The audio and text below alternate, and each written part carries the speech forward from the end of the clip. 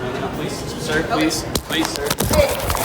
Guys, you want to video me like you did everyone else? I will fucking break your phone. Here, give me your phone. Hey. Excuse me, sir. Please don't do that. I don't want to have to go into like revoking members. And I was struck when Mr. Hacker said that he essentially does the same things that he contends Mr. Ngo does in terms of putting people's information out on the internet, publicly identifying people if he considers that person to be dangerous.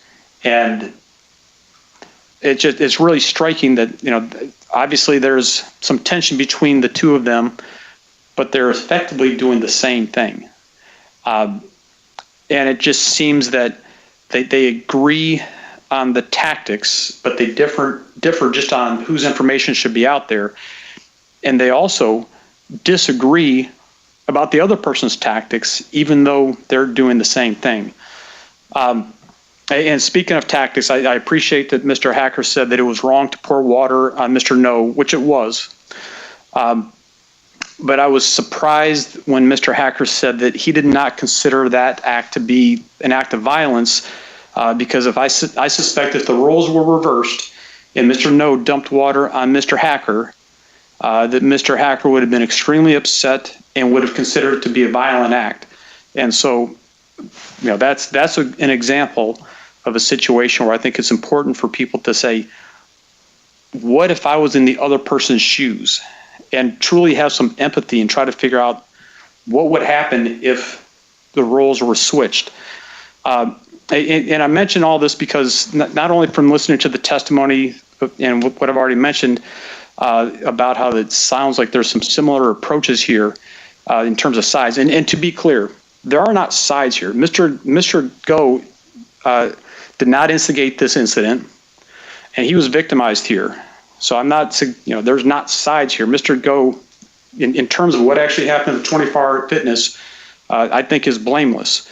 But I mention this also because of what happened here in the hallway during one of the breaks, where we have people who are watching a criminal trial about what happens when things get more heated, when someone starts recording somebody, and how that in itself can escalate the arguments even more.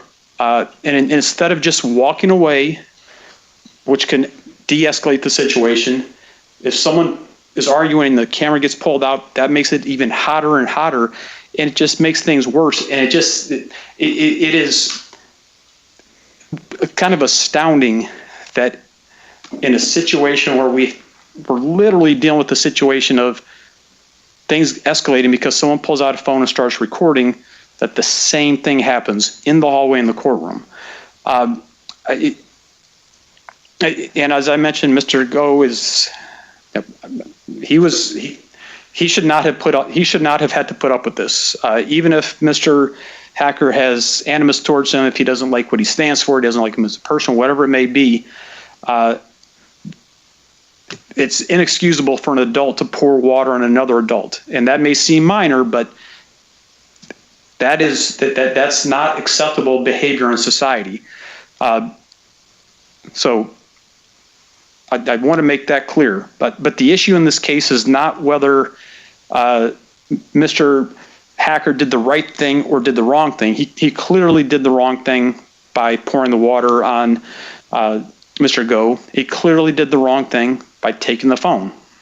I can see he's being upset that he's being recorded, but that's not the response. The response would be turn around and walk away. If Mr. Ngo followed him when he was recording, maybe that changes things a little bit. But clearly, Mr. Hacker should not have done what he did. But the issue is not whether Mr. Hacker did the right thing or wrong thing. The issue is whether he had the requisite intent to rise to the level of robbery 3, which requires an intent to commit theft or attempted theft. And in order to do that, one would have to permanently deprive another of property, or keep it long enough so it effectively deprives the person of the property, and they'd have to have the intent to do that. And in this case, I can't say beyond a reasonable doubt that Mr. Hacker intended to keep Mr. Ngo's phone or to break it so Mr. Ngo could not use it. Rather, it would seem that Mr. Hacker he was frustrated in the moment and lashed out, but at least at a minimum, I can't say beyond a reasonable doubt at the moment that he grabbed the phone that he was intending to keep that from Mr. Ngo forever, that he intended to break it so Mr. Ngo couldn't get the video, he couldn't use the phone. So because of that, I'm finding Mr. Hacker not guilty. And I'm not, to be clear, this is not condoning what Mr. Hacker had to say. It's not condoning what Mr. Hacker had to do. And it's not a finding that Mr. Hacker didn't have this intent. It's simply a finding that I can't say beyond a reasonable doubt, which is a very high standard, that Mr. Hacker had this intent. And I will say, and part of it was, how quickly he returned the property, and maybe he returned the property only because he didn't want to lose his 24-hour fitness membership. Maybe it was just because he just said, "Why don't I even know I have this phone? I just pulled it away, and I'm just going to give it back. I didn't intend to do anything with it." I don't know what the actual intent is, but I can't say beyond a reasonable doubt that Mr. Hacker did have the intent to permanently deprive Mr. Ngo of the phone, and therefore he's not guilty. And I will sign a judgment to that effect.